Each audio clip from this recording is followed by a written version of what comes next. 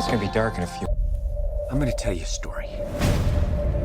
At first, it's We gonna... have to find the keys. The more rationally it's going to appear. I can't believe you found... Hold on. 3. You like 3.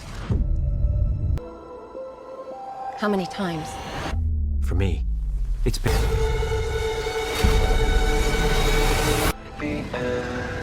The invasion will fail.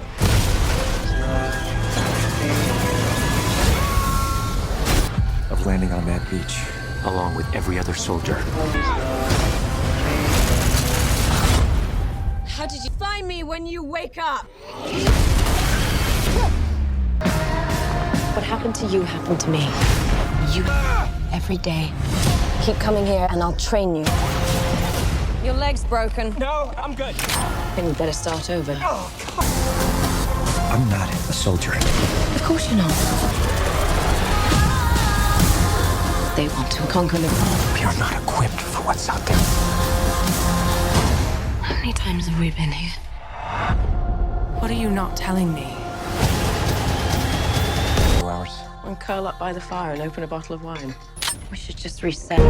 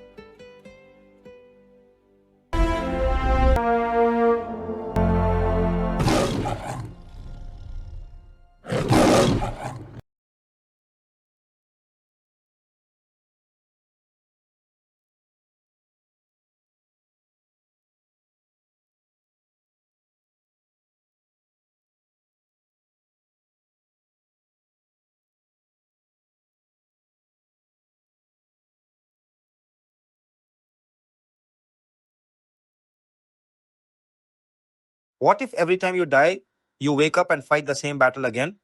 Pet Edge of Tomorrow 2014 is packed with insane action, mind blowing time loops, and shocking facts you probably never noticed. You're watching Revis Voila? Stick around because this movie is way smarter than it looks. Edge of Tomorrow is a 2014 American sci fi action movie directed by Doug Liman. The screenplay was written by Christopher McQuarrie, Jez Butterworth, and John Henry Butterworth. The movie is based on the Japanese light novel All You Need Is Kill by Hiroshi Sakurazaka. It stars Tom Cruise and Emily Blunt. The story takes place in the future, where an alien species called the Mimics has taken over most of Europe. Tom Cruise plays Major William Cage, a military public relations officer who has never been in a real battle. Even though he has no combat experience, his bosses force him to join a dangerous mission against the aliens. He gets killed almost right away. But then something strange happens. He wakes up and has to relive the same day over and over again. Stuck in this time loop, Cage keeps fighting, learning from every death, and searching for a way to finally defeat the Mimics. Bill Paxton and Brendan Gleeson also play important supporting roles in the movie. Back in late 2009, 3 Arts Entertainment bought the movie rights to All You Need Is Kill and later sold the script to Warner Brothers Pictures. Warner Brothers produced the movie with help from 3 Arts Entertainment, the book's publisher Viz Media, and the Australian production company Village Roadshow. Filming started near the end of 2012 and took place in several locations across England. Many scenes were filmed at Warner Bros. Studios in Leavesden, just outside London. The crew also shot scenes in famous places like Trafalgar Square in London and the beautiful Saunton Sands beach. To bring the aliens, battles, and action scenes to life, 9 different visual effects companies worked together on the movie. Edge of Tomorrow first hit theaters in a few countries on May 30, 2014, before opening across the United States on June 6, 2014. Critics gave the movie a lot of praise for its exciting action, smart story, and the performances by Tom Cruise and Emily Blunt. Audiences also enjoyed its fresh take on the time loop idea and its fast paced action. The movie earned about $381 million worldwide at the box office, making a strong return on its production budget of around $178 million. A powerful alien race called the Mimics has taken over most of mainland Europe. General Brigham is the leader of Earth's United Defense Force. He orders Major William Cage, a military public affairs officer who used to work in advertising, to report from the front lines during a huge attack on the beaches of France. Cage has never been in real combat and wants nothing to do with the mission. He argues with Brigham and even threatens to use his media skills to turn the public against the military once the invasion starts falling apart and soldiers begin dying. Brigham has him arrested and knocked unconscious. When Cage wakes up, he's handcuffed at a military base near Heathrow Airport. He's been branded a deserter, stripped of his rank, and forced to join the invasion as a regular private under the command of tough Master Sergeant Farrell. The invasion goes horribly wrong. The human forces are completely overwhelmed by the mimics. During the battle, Cage manages to kill a rare and powerful mimic, but the creature's acid like blood splashes all over him just before he dies. Seconds later, Cage suddenly wakes up back at Heathrow on the morning before the invasion happened. He quickly realizes he's reliving the same day. Nobody believes him when he says the invasion is doomed. Every time he dies on the battlefield, he wakes up at Heathrow again and has to live through the day all over. After repeating the loop several times, he meets legendary soldier Sergeant Rita Vrataski. She notices that Cage somehow knows what's about to happen. Before she dies, she tells him that the next time he wakes up, he has to come find her immediately. When Cage meets Rita again, she takes him to Dr. Carter, a scientist who knows more about the mimics than anyone else. Carter explains that the mimic Cage killed was an alpha, a special type of mimic connected to the entire alien hive mind. Whenever an alpha dies, the omega, the brain behind all the mimics, resets time so the aliens can learn from their mistakes and always stay one step ahead. Because Cage was covered in the alpha's blood when they both died, that power was accidentally passed on to him. Rita reveals that she once had the same ability after fighting at Verdun, but she lost it after getting a blood transfusion. She explains that the Omega purposely let humanity win that battle to trick everyone into believing victory was possible. That fake victory convinced humans to launch the massive invasion in France, exactly what the Omega wanted. Rita tells Cage that the only way to stop the mimics is to destroy the Omega, even if it means Cage has to die over and over again until they figure it out. Carter also warns him that the Omega will eventually realize Cage has its power and will begin searching for him through strange visions. As the time loops continue, Rita trains Cage every single day. At first, he's terrible in combat, but after dying hundreds of times, he slowly becomes an incredible soldier. During one of the loops, Cage travels to London and discovers the mimics are planning to wipe out the city while everyone is focused on the invasion. Together, he and Rita spent countless loops learning every move they need to survive the beach battle and push farther inland. Cage starts having visions showing the Omega hiding inside a dam in the Bavarian Alps. They try reaching it again and again, but many of those attempts end with Rita getting killed. Tired of watching her die, Cage decides to leave her behind and go after the Omega alone, even though it means everyone else will probably die during the invasion. When he finally reaches the dam, he realizes the Omega isn't there. It was all a trap. Before an Alpha can take his blood and stop him from resetting time, Cage kills himself, so the loop starts over. Back at Heathrow, he tells Rita and Carter that the vision was fake and the Omega tricked him. They come up with a new plan. Cage and Rita secretly break into the Ministry of Defense to steal a prototype device created by Dr. Carter. The machine can locate the Omega by connecting with an Alpha. After several failed attempts and many more time loops, they finally manage to get the device from General Brigham. Cage activates it by attaching it to himself since he now carries the Alpha's power in his body. The device reveals that the Omega is actually hiding underneath the Louvre Pyramid in Paris. As Cage and Rita escape with the device, Both of them are badly injured and knocked unconscious. This time, Rita can't kill Cage before the medics arrive. Doctors save his life with a blood transfusion, but the transfusion washes the alpha blood out of his body, causing him to lose the ability to reset time forever. Rita helps Cage escape, and they return to Heathrow, where they convince Cage's squad to join one final mission to destroy the Omega. They are warned not to kill any alpha during the attack because if an alpha dies, the Omega could reset time and know exactly what they're planning. The team fights their way into Paris, and one by one, the squad members sacrifice themselves so Cage and Rita can reach the Louvre. Rita stays behind to distract a waiting Alpha, while Cage pushes forward alone. The Alpha eventually kills Rita, but Cage reaches the Omega just in time. Before another Alpha can stop him, Cage activates a belt full of grenades and drops it directly into the Omega's core. The massive explosion destroys the Omega and instantly shuts down every mimic on Earth. As Cage dies, the Omega's blood flows into his body. Instead of staying dead, he suddenly wakes up on a helicopter heading to meet General Brigham on the day before everything happened. Brigham announces that a huge energy surge in Paris has somehow wiped out all mimic activity across the world. This time, Cage is never arrested, never loses his rank, and remains a major. He heads to Heathrow and sees his squad alive and getting ready for duty.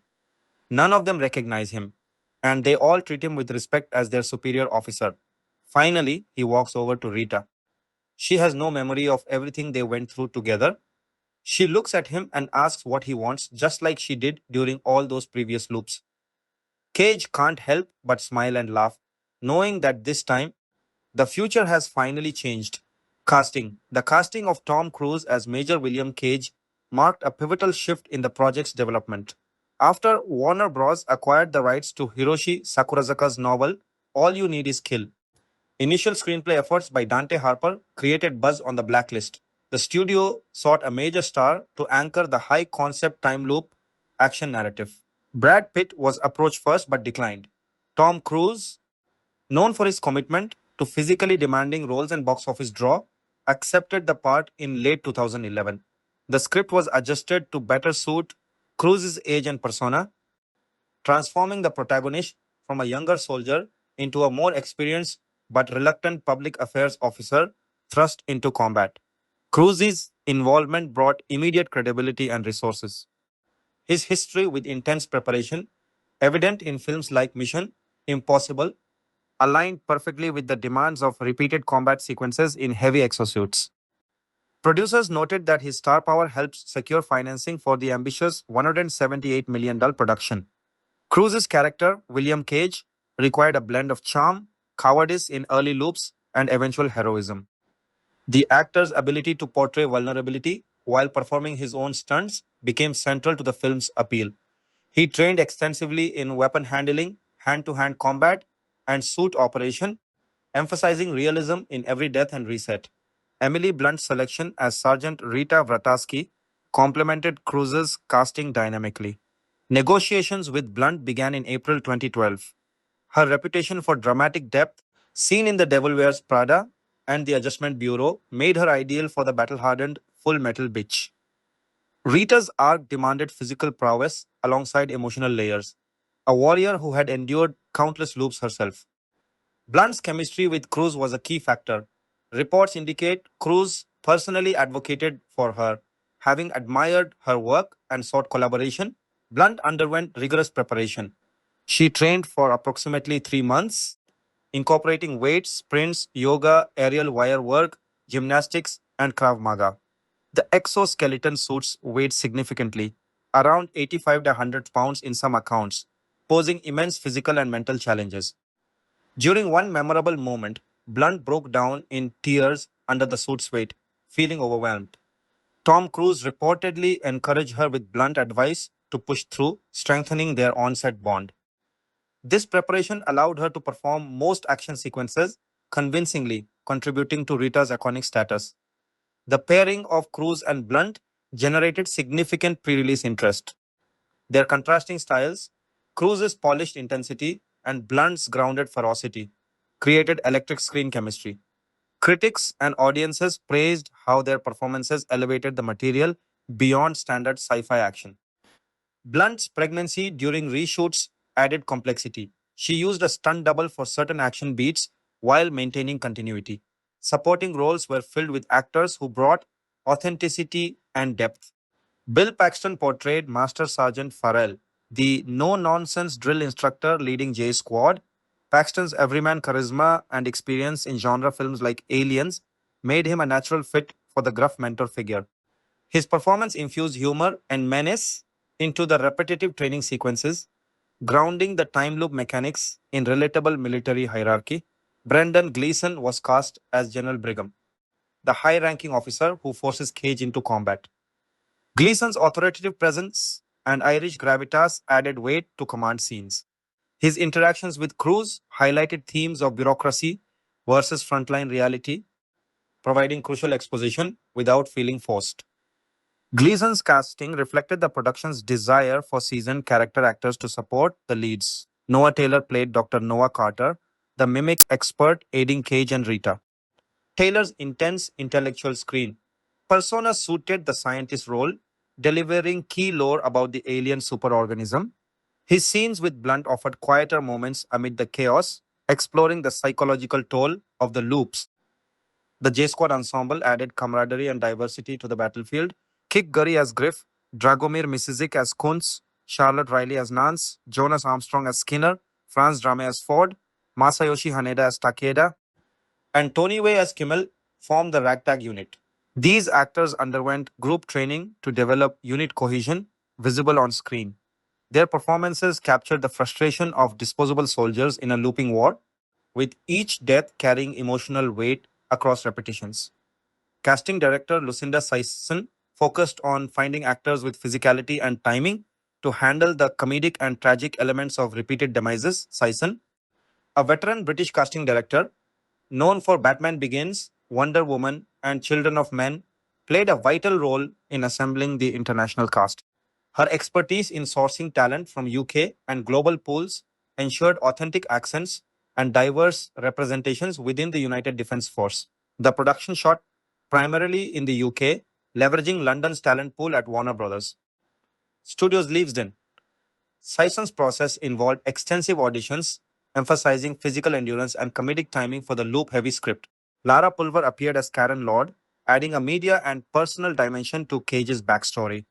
Madeleine Mantock as Corporal Julie Montgomery and other supporting players filled out military and civilian roles. Even smaller parts, like Martin Hyder's Drunk or Harry Landis's Old Man, three received care in casting to enhance world building. Uncredited roles, including Marianne Jean-Baptiste as Dr. Whittle, demonstrated the depth of the ensemble. The casting process navigated several challenges. Early script drafts underwent rewrites by Joby Harold, Christopher McQuarrie, and the Butterworth brothers, influencing character ages and dynamics. Doug Liman's direction style, demanding and improvisational, required actors adaptable to reshoots. Jeremy Piven was cast and filmed additional scenes that were ultimately cut, illustrating the fluid nature of the production. Physical demand shaped casting decisions significantly. The exosuits, designed with input from production designer Oliver Scholl and costume designer Kate Hawley, required performers capable of sustained movement under duress. Cruise's stunt work history was a major asset. Blunt's commitment to transformation, including building muscle and endurance, proved essential. Supporting cast members trained in combat choreography to sell the invasion beach sequences and mimic battles. Visual effects teams later enhanced these performances, but the foundation remained practical effects and actor effort. Interviews revealed insights into casting motivations. Cruise discussed wanting to explore a character who grows through failure, aligning with his own career ethos of pushing limits. Blunt highlighted the appeal of a strong female action lead who wasn't defined solely by romance, though her bond with Cage provided emotional core. Paxton appreciated the blend of humor and horror in Farrell's role.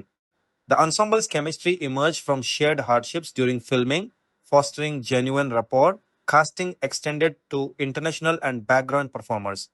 Actors like Usman Akram, Bentley Kalu, and others portrayed UDF soldiers, contributing to the global military feel. Japanese actor Masayoshi Haneda brought cultural nuance to Takeda, nodding to the source novel's origins. This diversity enriched battle scenes and reinforced the worldwide stakes against the mimics. Lucinda Saison's approach emphasized versatility. Many supporting actors had theater backgrounds, aiding delivery of dialogue heavy reset scenes. Auditions tested improvisation, crucial for Liman's method of exploring multiple loop variations. The casting team balanced star power with character actors who could disappear into roles, avoiding distraction from the leads. Preparation stories highlighted the cast's dedication.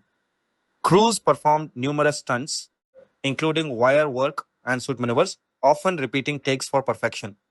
Blunt's Krav Maga training informed Rita's fighting style, making her movements fluid and lethal. The squad actors bonded through boot camp style rehearsals, enhancing authenticity in group dynamics. These efforts translated into visceral on screen action that critics lauded for its realism despite the fantastical premise. Challenges during production tested the cast. Heavy suits caused fatigue and injuries. Sweltering conditions and repetitive filming amplified difficulties. Blunt's emotional moment with the suit and Cruise's encouragement became legendary anecdotes, illustrating resilience required for the roles. Liman's insistence on practical effects pushed everyone, resulting in a film where performances felt lived in rather than CGI dependent. The ensemble's contributions elevated supporting characters. Paxton's Farrell provided comic relief and tension, his repeated briefings becoming a motif. Gleason's general embodied institutional pressure. Taylor's Dr. Carter delivered scientific gravitas. J squad members each had distinct personalities. Griff's leadership, Kunz's aggression, Nance's competence, making their sacrifices impactful across loops. This depth stemmed from thoughtful casting that matched actors to archetypes while allowing individuality. Casting also considered sequel potential. The film's success and open ending fueled discussions of returns for Cruise and Blunt. Their established chemistry ensured any continuation would feel natural. Supporting players' performances left room for expansion in the UDF universe. Technical and logistical aspect influenced choices. Filming at Lewiston and locations like Saunton Sands demanded actors comfortable with varied environments. Stunt coordinator Simon Crane worked closely with the cast.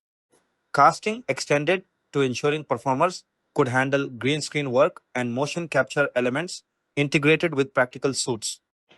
Sison and team coordinated with international agencies for specific ethnic representations in the global army. Audience reception affirmed the casting success. Cruise and Blunt's partnership became a highlight, with many citing their dynamic as key to the film's rewatchability. Supporting cast provided memorable moments that enriched the narrative tapestry. The time loop structure allowed actors to showcase range, comedic depths, evolving skills, emotional beats, all captured through precise casting. Further details on minor roles reveal thoroughness. Actors like Ronan Summers, Aaron Romano, and others filled soldier and civilian parts, adding texture to invasion and London scenes. Background performers underwent military drills to maintain immersion. This comprehensive approach ensured every frame supported the story's scale. Cruise's star status facilitated access to top crew and resources, but he emphasized collaboration. Blunt's rising profile post casting brought fresh energy. The blend of Hollywood leads with strong British supporting talent created a balanced international production reflective of the story's themes. Training regimens were integral. Beyond physical fitness, actors studied military tactics and alien combat concepts. Rehearsals focused on choreography for seamless loop transitions. Editors later used these varied takes to craft the rhythmic editing that defined the film. Casting choices enabled this flexibility as selected performers thrived under pressure. The casting director's legacy on the project underscores British expertise in genre films. Sison's track record with epic cast ensured cohesion. Her work facilitated the seamless integration of stars with character actors, a hallmark of successful blockbusters in exploring individual contributions. Cruise's Cage evolves from pure slickness to battle-hardened tactician through performance layers built across hundreds of simulated days. Blunt as Rita balances stoicism with vulnerability, her training visible in every strike. Paxton's delivery of repetitive lines avoided monotony through subtle variations. These nuances originated in casting decisions, prioritizing talent capable of sustained excellence. Ensemble scenes benefited from actors' improvisational skills, tested in auditions. J Squad interactions felt organic, heightening stakes when members perish. This authenticity stemmed from Sison's eye for chemistry. Minor roles, though brief, reinforce the war's human cost, a testament to detailed casting. Production anecdotes reveal casting's impact on morale. Shared physical struggles fostered camaraderie, translating to on screen bonds. Blunt and Cruz's partnership, initially professional, developed into mutual respect visible in interviews. Such dynamics enhanced the film's emotional core amid spectacle. The suits themselves influenced who could be cast. Not every actor could endure the weight and movement restrictions. Prototypes were tailored, with foam mock-ups for crews ensuring fit.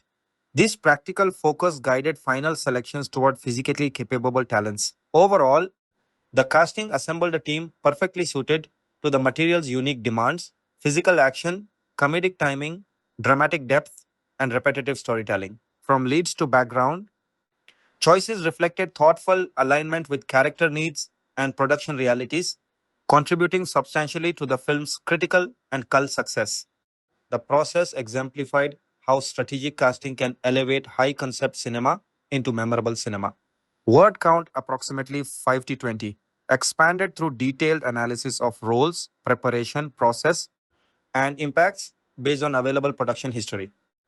Production development and pre production for Edge of Tomorrow began in the late 2000s when producer Irwin Stoff's 3 Arts Entertainment optioned Hiroshi Sakurazaka's Japanese light novel All You Need Is Kill. Viz Media had published the English translation in 2009 as part of its Haikasoro imprint, sparking interest in adapting the high concept time loop story into a Hollywood film. Rather than pitching the property outright, 3 Arts and Viz Productions developed a spec script to demonstrate its cinematic potential to studios. Writer Dante Harper was brought on board despite finding the source material complex. He spent 8 months crafting an initial screenplay that captured the essence of a soldier trapped in repeating battles against alien mimics. Warner Brothers Pictures acquired the script in a $3 million deal in April 2010. Doug Liman, known for dynamic action in films like The Bourne Identity, was hired to direct in August 2010. Harper's draft earned a spot on the 2010 blacklist of unproduced screenplays. Further rewrites followed. Joby Harold reworked the script in 2011, and attempts were made to attach stars like Brad Pitt before Tom Cruise signed on in December 2011. Cruise's involvement prompted adjustments to the lead character's age and dynamics to suit his persona as a high energy action star. Emily Blunt joined negotiations in April 2012 as Sergeant Rita Vrataski, the battle hardened veteran who becomes Cage's guide. Screenwriting evolved significantly. 6 months before cameras rolled, Liman discarded much of the earlier material. Jez and John Henry Butterworth handled a major rewrite, followed by contributions from Simon Kinberg. Christopher McQuarrie, fresh from directing Cruise in Jack Reacher, finalized the screenplay just weeks before principal photography. McQuarrie emphasized humor in Cage's repeated deaths, comparing them to Wile E. Coyote antics, while preserving the story's core tension. The ending remained fluid. Liman and McQuarrie chose to shoot without a locked final act, refining it on set to balance comedy, action, and emotional payoff.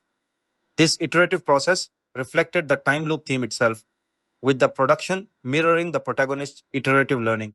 Pre production involved extensive design work for the powered exosuits, central to the film's military aesthetic. Production designer Oliver Scholl drew from real world DARPA exoskeleton projects, collaborating with builder Pierre Bohana on aluminum prototypes with functional pivots and hinges. Costume designer Kate Hawley added gritty, battle worn textures. 3 variants emerged: grunt, dog, and tank suits. Tom Cruise's suit was tailored via a foam mock up of his body. A total of 70 hard and 50 soft suits were handcrafted over nearly 5 months. Rita's suit featured distinctive red slashes, symbolizing her survival through hellish combat. These practical suits grounded the sci fi in tactile realism, though their 85 130-pound weight posed significant physical demands. Casting rounded out with Bill Paxton as the gruff Master Sergeant Farrell, Brendan Gleeson as General Brigham, and supporting players like Noah Taylor as Dr. Carter. The international flavor, drawing from the novel's Japanese roots while setting the story in a future Europe under siege, required careful cultural and visual integration. Location scouting focused on the UK to double for battle scarred Europe, setting the stage for a massive production that blended practical effects with heavy VFX reliance. Filming principal photography commenced on October 1, 2012, at Warner Bros. Studios, Leavesden near London. The studio, previously home to the Harry Potter series, provided vast sound stages ideal for large scale sets. Liman's workshoppy style led to immediate changes. He demanded a full reshoot of day one footage, signaling the intensive, iterative approach that would define the shoot. The beach invasion sequence, meant to evoke D Day and Dunkirk with its chaotic amphibious assault, was constructed as an indoor set surrounded by green screens. Filming this set, planned for 2 weeks, ballooned to nearly 3 months due to weather simulation challenges, suit logistics, and Liman's perfectionism. Friel sand and surf plates from Saunton Sands in North Devon extended the environment digitally. Tom Cruise, renowned for performing his own stunts, endured the heavy exosuits alongside Emily Blunt. Suits required four assistants for donning and doffing, initially taking 30 minutes each way before optimization to 30 seconds. Actors were suspended by chains between takes to relieve shoulder strain. Blunt trained rigorously for months in weights, sprints, yoga, wire work, gymnastics, and Krav Maga to embody Rita's ferocious combat prowess. Cruise's commitment included practical stunt work in the chaotic beach melee, where mimic tentacles and explosions created a visceral battlefield. London locations added authenticity. Trafalgar Square was shut down for tank and action sequences on November 24, 2012, disrupting 36 roads and 122 bus routes. A former army base in Barton Stacey, Hampshire, served as another military hub. Filming operated 7 days a week, with two crews extending the schedule. Weather consistency was critical for the one-day loop premise, but Britain's variable climate forced digital fixes for the muddy indoor beach. Cinematographer Dion Beebe shot on 35mm film to capture a gritty World War II inspired look, avoiding overly desaturated digital aesthetics. The goal was a world under siege, yet not bleakly post apocalyptic. Challenges abounded. The production navigated studio concerns over schedule overruns and the unfinished script.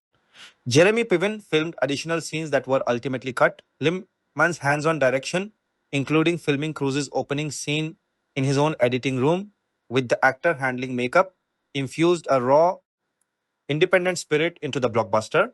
Visual effects pre visualization by the third floor helped choreograph complex sequences, but on set improvisation with suits and practical effects demanded constant adaptation. By August 2013, main photography wrapped, though pickups continued. The physical toll on actors, especially in repeated death scenes, mirrored the film's narrative exhaustion and growth. Post-production. Post-production on Edge of Tomorrow was a monumental undertaking involving 9 VFX companies under supervisor Nick Davis. Sony Pictures Imageworks (SPI) handled over 400 shots for the first two acts, including massive beach battles, Heathrow base expansions, and mimic creatures. Framestore contributed to London and Paris environments using photogrammetry from crane shots, since Paris was a no-fly zone. Cinesight delivered 221 shots. MPC created the Omega Mimic, and others filled in mechanical suits and environmental extensions. Mimic design prioritized otherworldliness, tentacled bodies of obsidian-like shards that shattered and reformed, with independent tentacle animation via custom Maya plugins. Alphas featured distinct heads and culling. Digital doubles of exosuits and soldiers enabled dynamic action without constant practical constraints. Dropships, inspired by Ospreys, were mostly CG for crash realism. The Louvre Pyramid climax required seamless integration of practical footage with digital destruction. Editors James Herbert and Laura Jennings managed the loop structure, ensuring repetition built tension without monotony through subtle variations in performance and staging.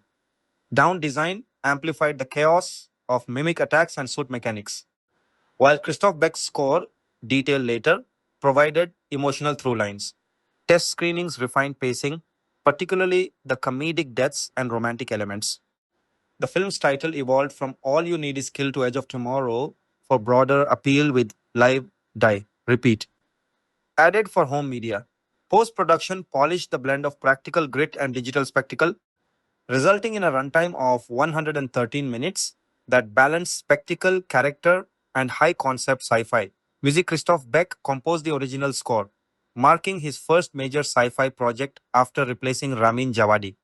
Known for Frozen and Lighter Fare, Beck delivered a propulsive orchestral work that underscored the film's tension, heroism, and repetition.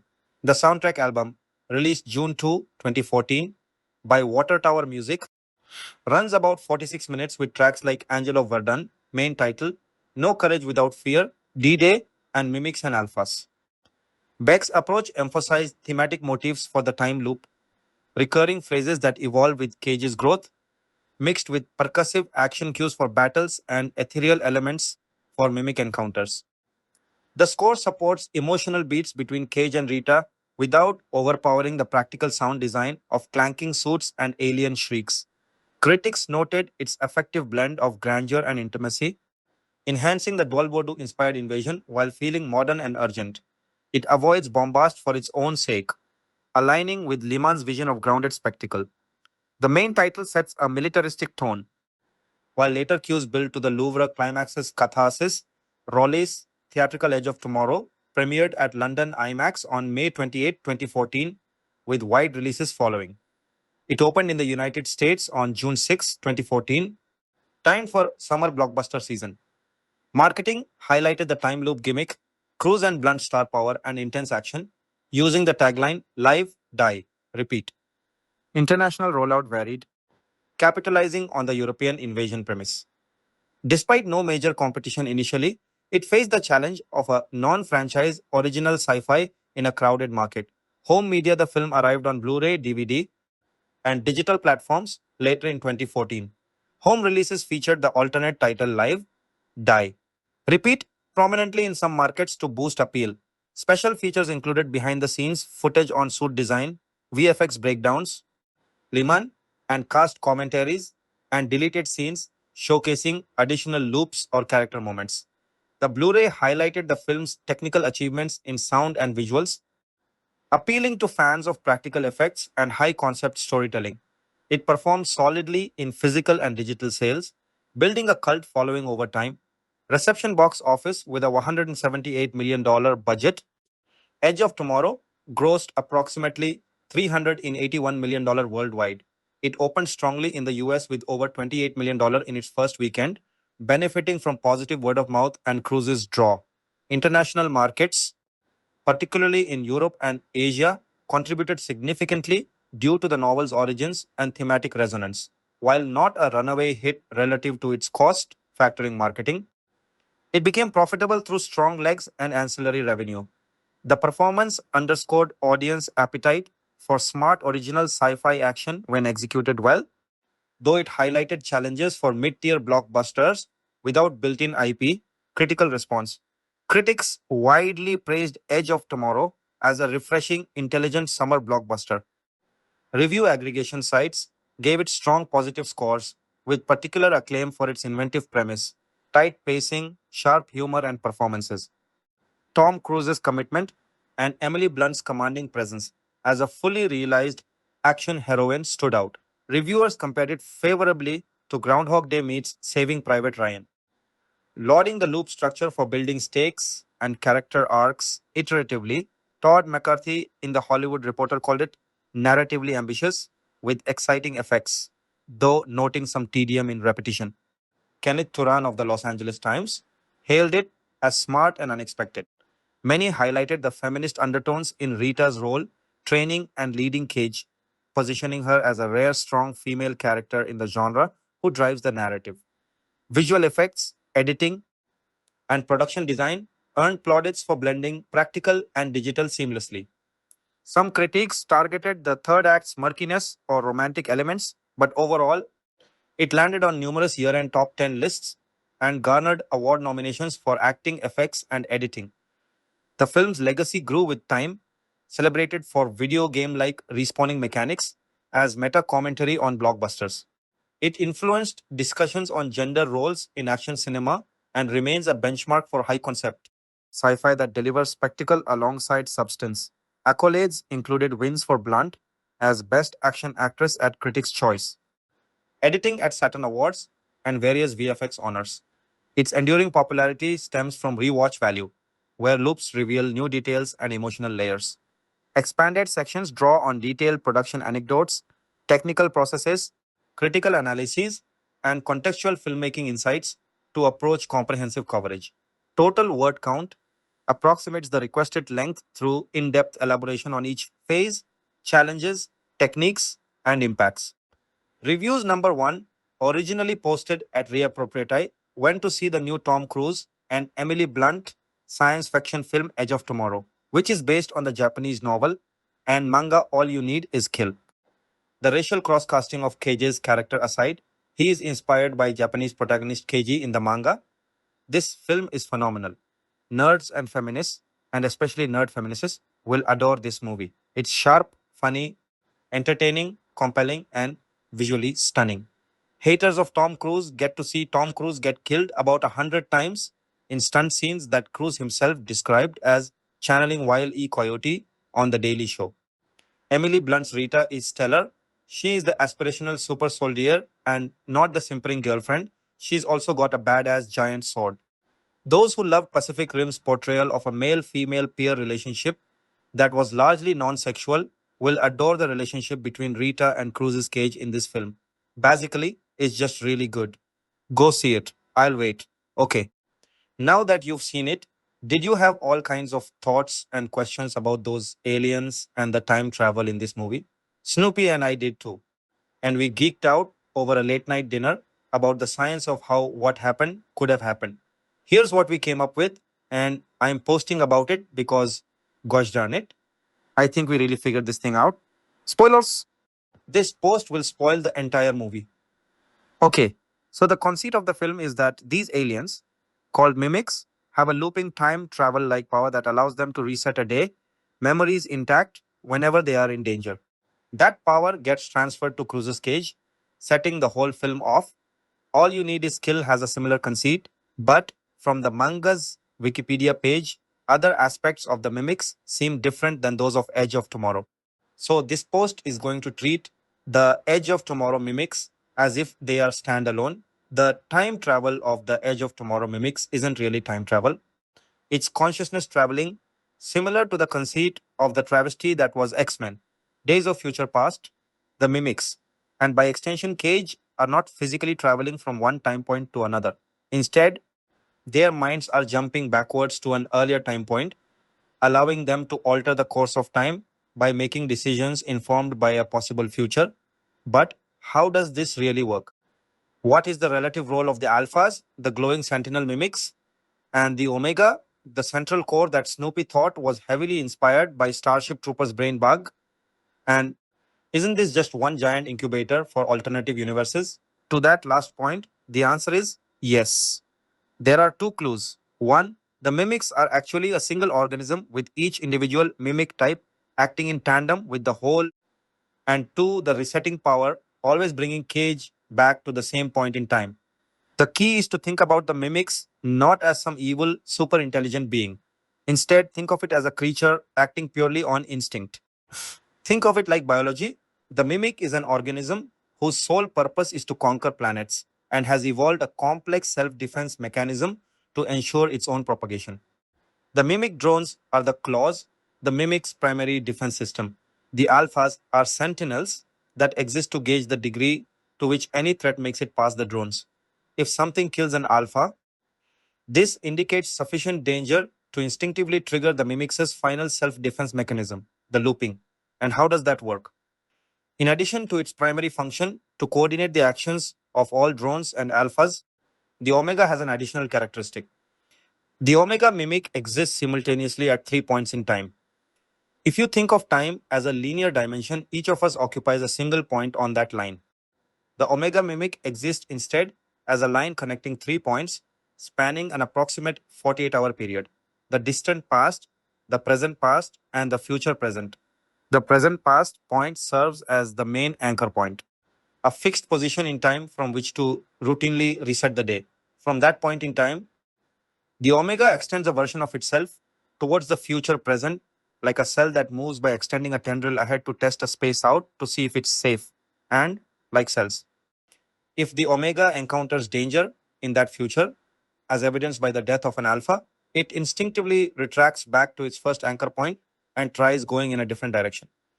And what about the distant past? That's a reserve anchor point that allows the omega to reset from even farther back in time, allowing it to never be fully committed to a single temporal direction. If things get really dicey, it will retract far enough away to move in a completely different direction entirely. If we think of it spatially, the present past and future present are like taking steps after deciding to go left.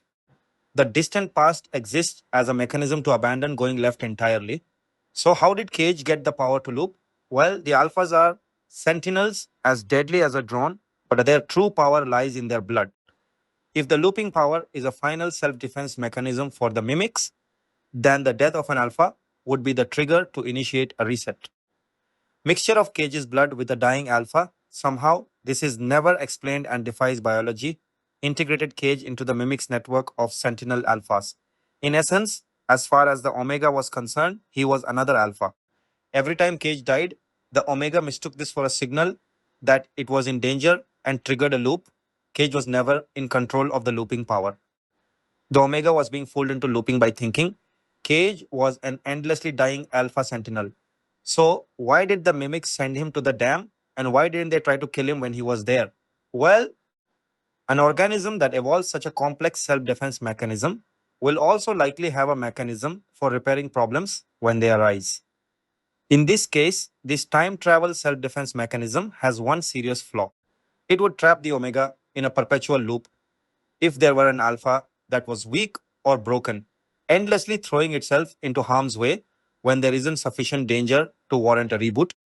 There needs to be a self repair mechanism for the mimics to identify and correct such a problem. The visions seen by Rita and then later by Cage were this repair system taking effect.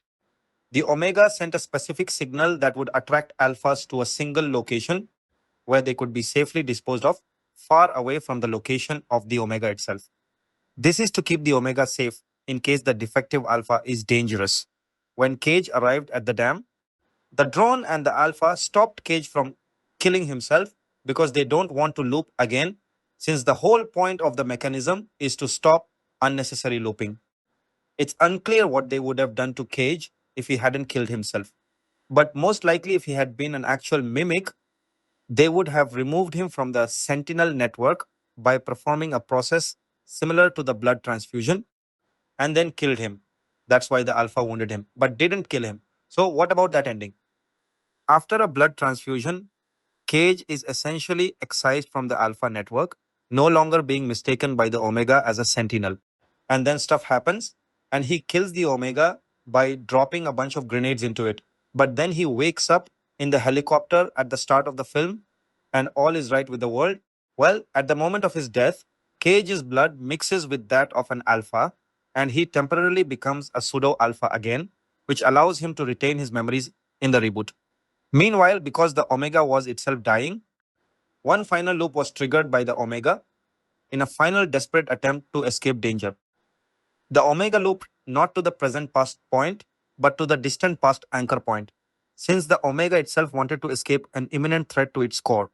Because of the alpha's blood, Cage went along for the ride and woke up with the omega at the distant past time point. But since the omega exists at multiple points in time rather than a single moving point and was actually killed in the future present, the explosion actually rippled back in time and killed the omega at all the other time points too.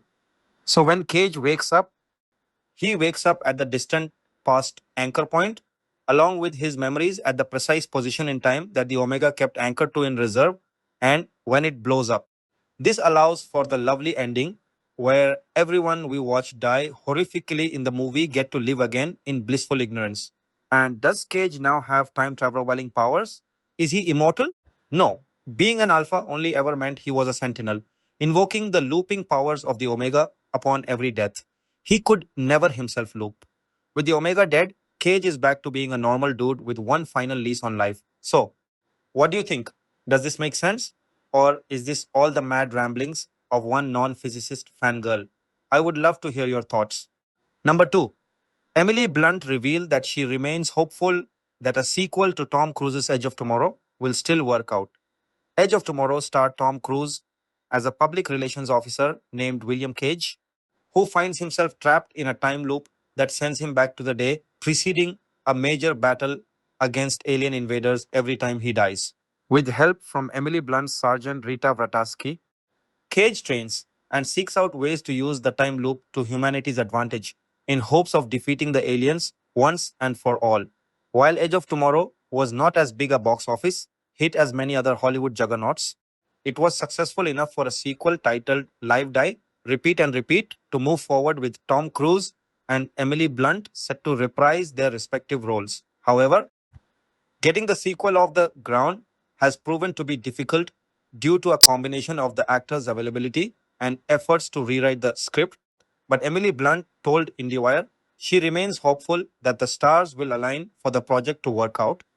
I think there's an idea that he says is great, and he says this guy came in and cracked the case. How the stars will all align for us to be able to do it? I don't know. I hope they do. While Edge of Tomorrow proved to be physically demanding, Emily Blunt noted that she's still willing to reunite with Tom Cruise and the rest of the team for the sequel. I absolutely adored it. It broke my body in half, but I'd be willing to do it again to work with those boys who I love. So let's see. Are you excited to see the sequel? Let us know in the comments. Here is the official synopsis for Edge of Tomorrow. The epic action of Edge of Tomorrow unfolds in a near future in which an alien race has hit the Earth in an unrelenting assault, unbeatable by any military unit in the world. Major William Cage Cruz is an officer who has never seen a day of combat when he is unceremoniously dropped into what amounts to a suicide mission.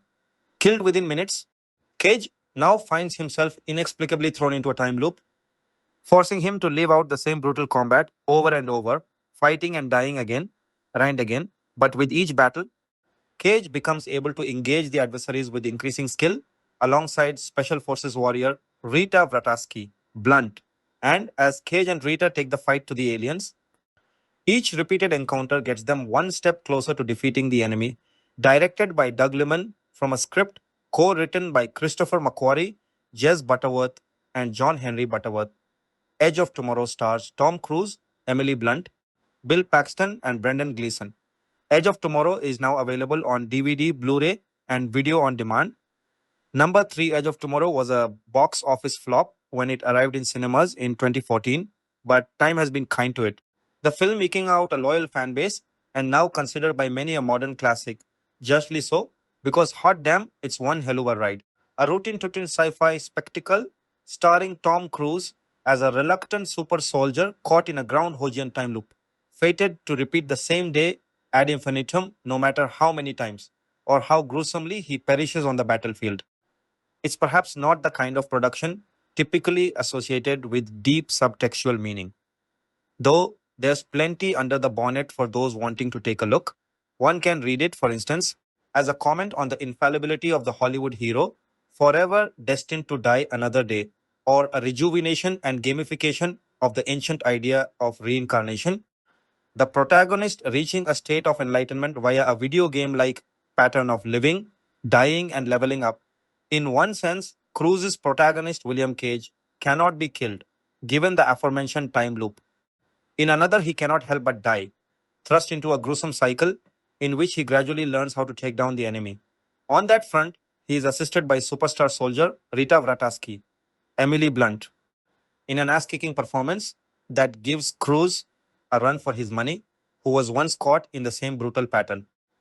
Director Doug Liman, adapting Hiroshi Sakurazaka's illustrated novel All You Need Is Kill, gets us up to speed with the woebegone state of the world via frenetic opening news montage. Europe is the center of a war in which humans have not been able to defeat the alien invaders called Mix, or even able to put up a decent fight. General Brigham Brendan Gleeson wants to send Cage, a public affairs officer with no combat experience, to cover the war from the front line as part of an effort to sell an upcoming invasion to the public. The smug Cage. Nobody can do smugness like Cruz. Jokes around then, attempts to blackmail Brigham into changing his mind. The smile is wiped off Cage's face when the general deploys him to the front line and he discovers himself fighting the same fight over and over. The stink and fury of war, making Bill Murray's experience of a snowed in small town in Hollywood's greatest time loop movie seem comparatively like heaven. Edge of Tomorrow is oomphy and pressure packed from the get go, but really starts smoking when Cruz and Blunt begin sharing scenes. Cage recruits Vrataski as his mentor. She's the only person, other than army scientist Dr. Carter, Noah Taylor, who will listen to him without calling for a straitjacket. Cruz and Blunt have great, flinty chemistry, exchanging lots of steely looks. And it's refreshing that Liman doesn't sandwich their characters together romantically. The influence and brilliance of Groundhog Day made certain moments inevitable, such as scenes in which Cage convinces people of his time loop self by sharing details nobody could know or by anticipating their every move and conversational pivot. These moments are satisfying because the audience shares a special fellowship with the protagonist, allowed to cross the temporal line and follow things from his perspective. Co-writers Christopher McQuarrie, who would go on to direct Cruise in The Mission, Impossible franchise and Top Gun, Maverick, Jez Butterworth and John Henry Butterworth, toy with ideas around fatalism. Cage discovering at one point that he can seemingly do nothing to prevent the death of a key character. But you can tell their hearts aren't in it. This is a Hollywood movie after all, and the world's problems are very much solvable with the hero story asked to save humankind by using good old repetition as a learning tool. The idea of life as a series of narrative patterns lends itself perfectly to montages, which are staged by Liman with an electrical energy. The pace of this film really sinks. There are highly immersive depictions of futuristic battlegrounds, the humans equipped with mecha like supersuits, and the aliens given tentacle like black bodies that brought to my mind Medusa's hair. But Liman never lingers for too long or makes the mistake of thinking the theater of war is the biggest attraction. What could have felt like a single over-milked concept is padded out spectacularly well. Every once in a while, a new story emerges about a potential sequel. But I like the idea of keeping the film as is and returning to it again and again in a self imposed time loop of action movie greatness. Edge of Tomorrow is available on Prime Video, Australia, US, and Now TV. UK number 4, originally posted at Reappropriate, went to see the new Tom Cruise and Emily Blunt science fiction film, Edge of Tomorrow, which is based on the Japanese novel and manga, All You Need Is Kill. The racial cross-casting of Cage's character aside, he is inspired by Japanese protagonist Keiji in the manga. This film is phenomenal. Nerds and feminists, and especially nerd feminists, will adore this movie. It's sharp, funny, entertaining, compelling, and visually stunning. Haters of Tom Cruise get to see Tom Cruise get killed about 100 times in stunt scenes that Cruise himself described as channeling Wile E. Coyote on The Daily Show. Emily Blunt's Rita is stellar. She is the aspirational soup soldier and not the simpering girlfriend. She's also got a badass giant sword. Those who loved Pacific Rim's portrayal of a male female peer relationship that was largely non sexual will adore the relationship between Rita and Cruise's Cage in this film. Basically, it's just really good. Go see it. I'll wait. Okay, now that you've seen it, did you have all kinds of thoughts and questions about those aliens and the time travel in this movie? Snoopy and I did too. And we geeked out over a late night dinner about the science of how what happened could have happened. Here's what we came up with, and I'm posting about it because, gosh darn it, I think we really figured this thing out. Spoilers! This post will spoil the entire movie. Okay, so the conceit of the film is that these aliens called mimics have a looping time travel like power that allows them to reset a day, memories intact, whenever they are in danger. That power gets transferred to Cruise's Cage, setting the whole film off. All you need is Kill has a similar conceit, but from the manga's Wikipedia page, other aspects of the mimics seem different than those of Edge of Tomorrow. So this post is going to treat the Edge of Tomorrow mimics as if they are standalone. The time travel of the Edge of Tomorrow mimics isn't really time travel. It's consciousness traveling. Similar to the conceit of the travesty that was X-Men. Days of Future Past, the mimics, and by extension Cage, are not physically traveling from one time point to another. Instead, their minds are jumping backwards to an earlier time point, allowing them to alter the course of time by making decisions informed by a possible future. But how does this really work? What is the relative role of the alphas, the glowing sentinel mimics, and the omega? The central course that Snoopy thought was heavily inspired by Starship Troopers' brain bug. And isn't this just one giant incubator for alternative universes? To that last point, the answer is yes. There are two clues. One, the mimics are actually a single organism with each individual mimic type acting in tandem with the whole. And two, the resetting power always bringing Cage back to the same point in time. The key is to think about the mimics not as some evil, super intelligent being. Instead, think of it as a creature acting purely on instinct. Think of it like biology. The mimic is an organism whose sole purpose is to conquer planets and has evolved a complex self defense mechanism to ensure its own propagation. The mimic drones are the claws, the mimic's primary defense system. The alphas are sentinels that exist to gauge the degree to which any threat makes it past the drones. If something kills an alpha, this indicates sufficient danger to instinctively trigger the mimic's final self defense mechanism, the looping. And how does that work? In addition to its primary function to coordinate the actions of all drones and alphas, the Omega has an additional characteristic.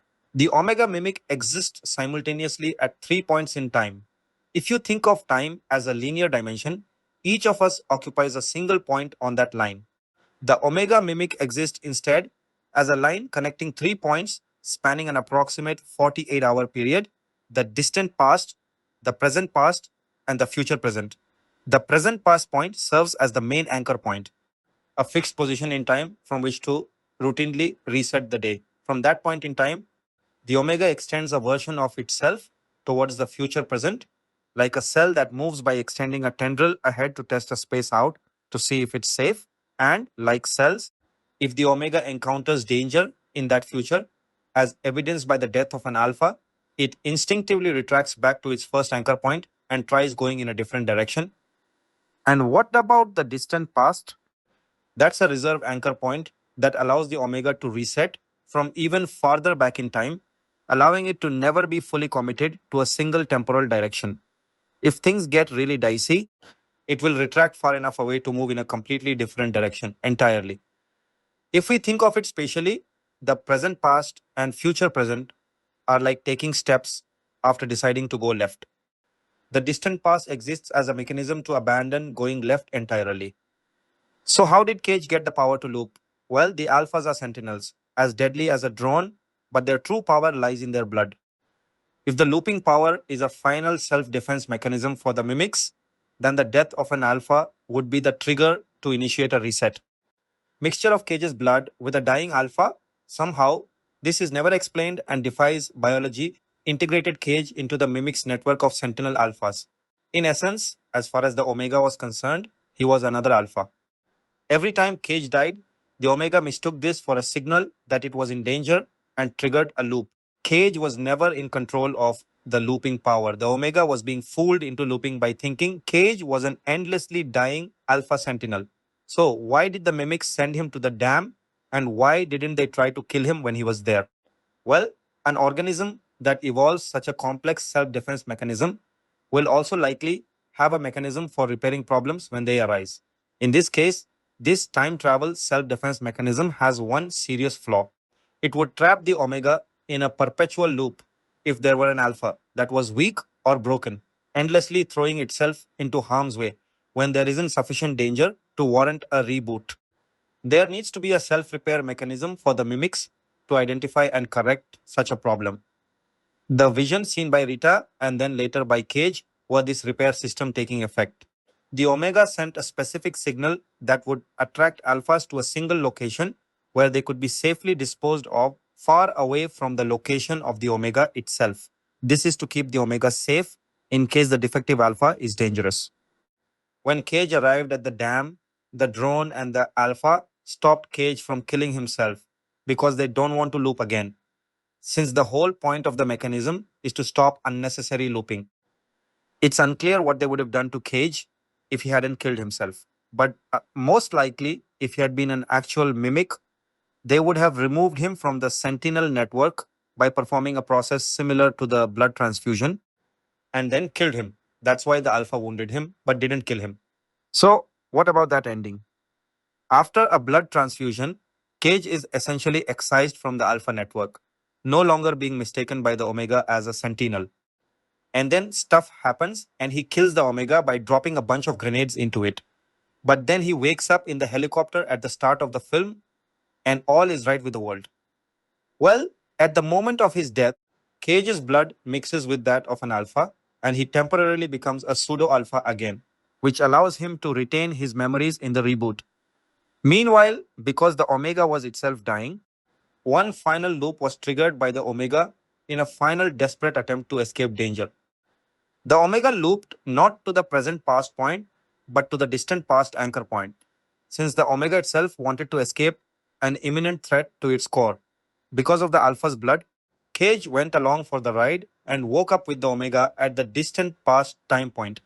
But since the Omega exists at multiple points in time rather than a single moving point and was actually killed in the future present, the explosion actually rippled back in time and killed the Omega at all the other time points too. So when Cage wakes up, he wakes up at the distant past anchor point along with his memories at the precise position in time that the Omega kept anchored to in reserve and when it blows up. This allows for the lovely ending where everyone we watched die horrifically in the movie get to live again in blissful ignorance. And does Cage now have time traveling powers? Is he immortal? No. Being an alpha only ever meant he was a sentinel, invoking the looping powers of the Omega upon every death. He could never himself loop. With the Omega dead, Cage is back to being a normal dude with one final lease on life. So, what do you think? Does this make sense?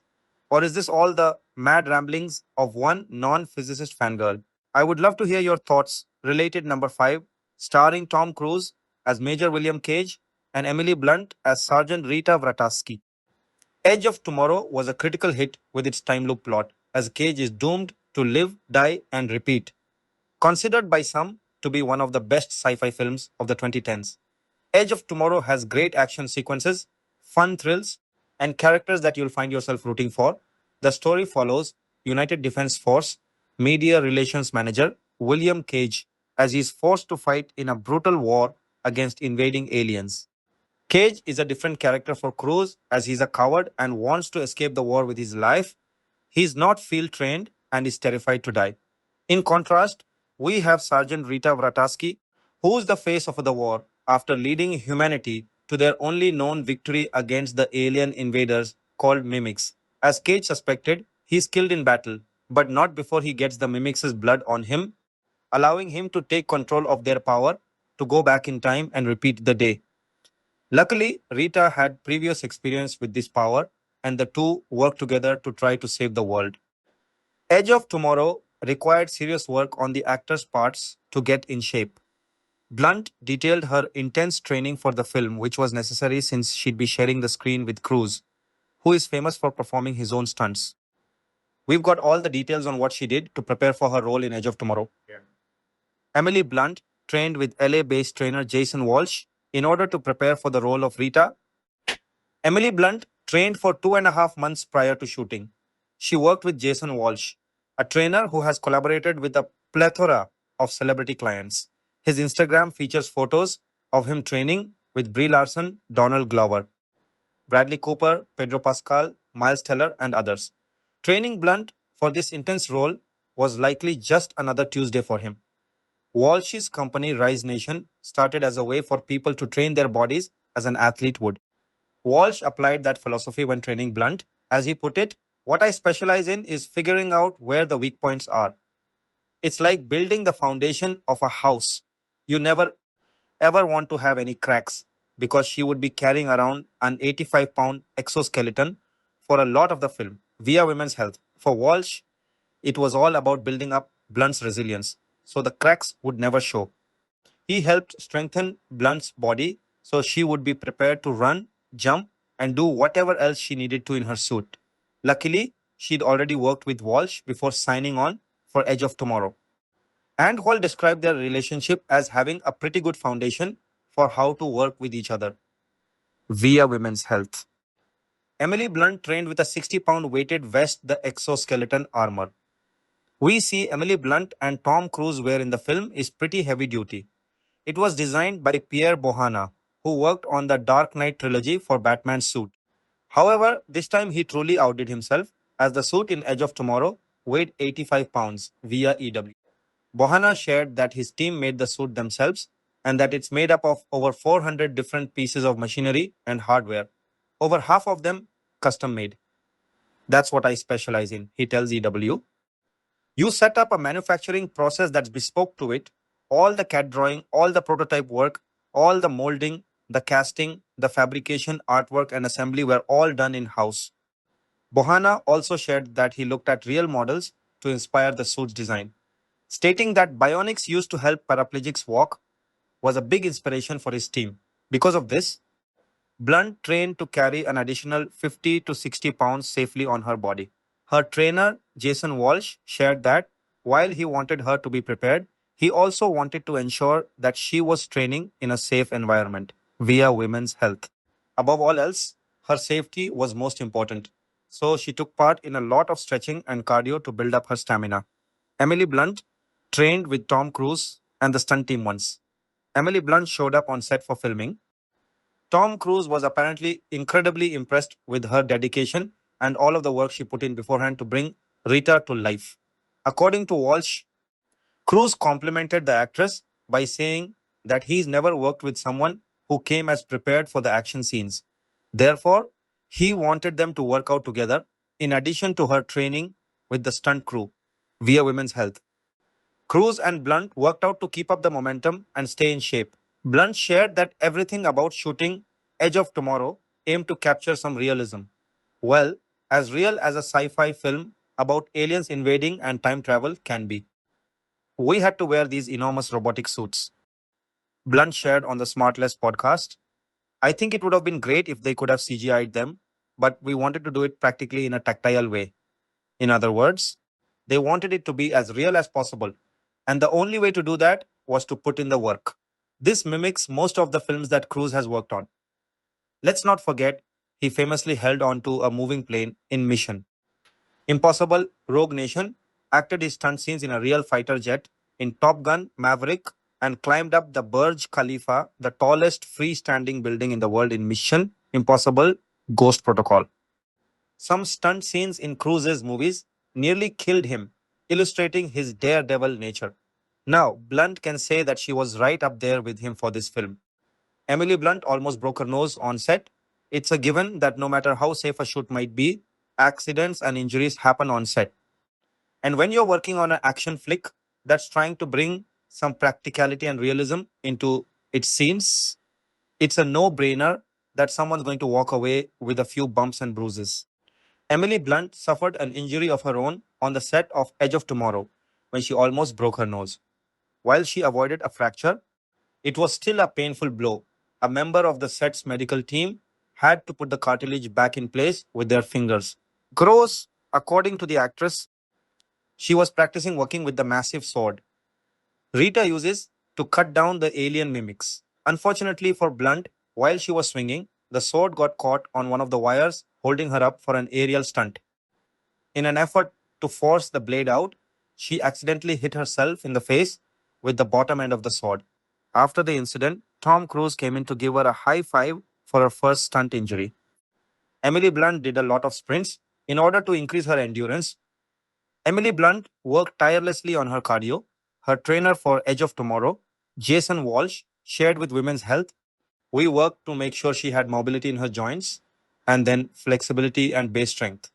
Once her body was resilient and strong enough, and she had a lot of endurance, I took her out to the UCLA track to really condition her.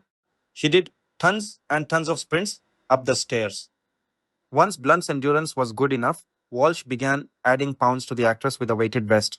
However, it was important to not start off with 60 pounds.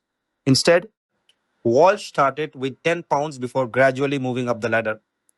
Once Blunt was ready, they moved up to 20 pounds and continued to climb at 10-pound intervals.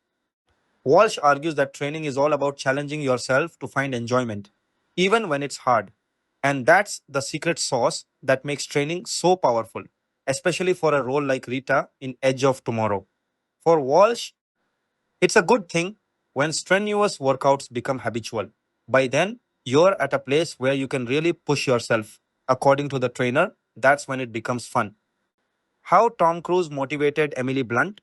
During her time on the Smartless podcast, Emily Blunt shared a moment she and Tom Cruise had together while filming Edge of Tomorrow. She recalled when she put on the 85-pound exoskeleton armor, she started crying as it was so heavy and overwhelming for her. At the time, she didn't want to cry in front of everyone, but she felt very strongly about the cumbersome gear. She expressed to Cruz that she wasn't sure how she would be able to play Rita, stating that she was feeling a bit panicky about the whole shoot. She stated Cruz was initially so surprised that he froze, not knowing how to comfort her.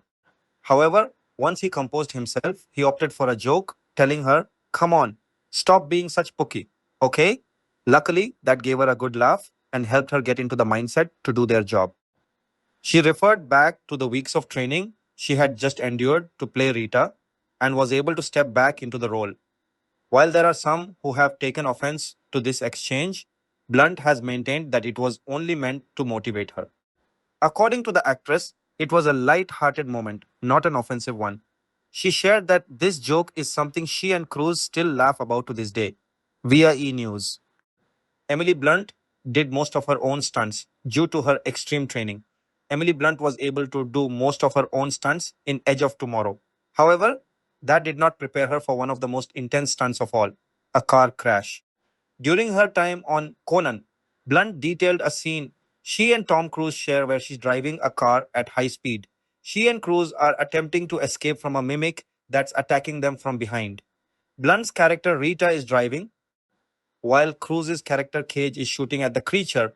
Blunt shared how she was initially annoyed with Cruise as he was muttering instructions on how to drive under his breath, stating that Cruise is not one who can be hands off. However, she quickly learned that he was trying to help her as he'd driven many stunts before and knew when it was time for her to hit the brakes. And since Blunt was driving the car extremely fast per the director's instructions, by the time she realized her mistake, it was too late. They crashed into a tree. Luckily, the two made it out okay, with her jokingly telling Cruz that she found his comments under his breath to be incredibly annoying. Luckily, they laughed it off and moved on, hopefully with a different car. Edge of Tomorrow inspired Emily Blunt's future workouts. Edge of Tomorrow was released in 2014, and since then, Emily Blunt has continued to express interest in fitness and training.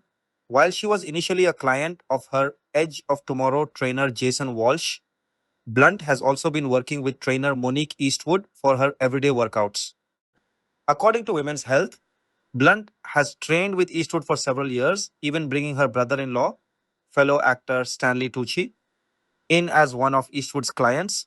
According to Eastwood's testimonials, she has racked up quite a few celebrity clients outside of Blunt's talented family. Eastwood has worked with actors Sam Rockwell, downhill skier Jack Gower, actress Ruth Wilson, and Captain America, the first Avenger star, Haley Atwell. Although Blunt trained with Walsh for Edge of Tomorrow, Eastwood did tell Women's Health that she helped to prep Blunt before training with Walsh began. She shared that they worked on muscular endurance and cardio fitness to cope with the demands put on her body daily while filming. Emily Blunt trained when she was pregnant on the set of Into the Woods.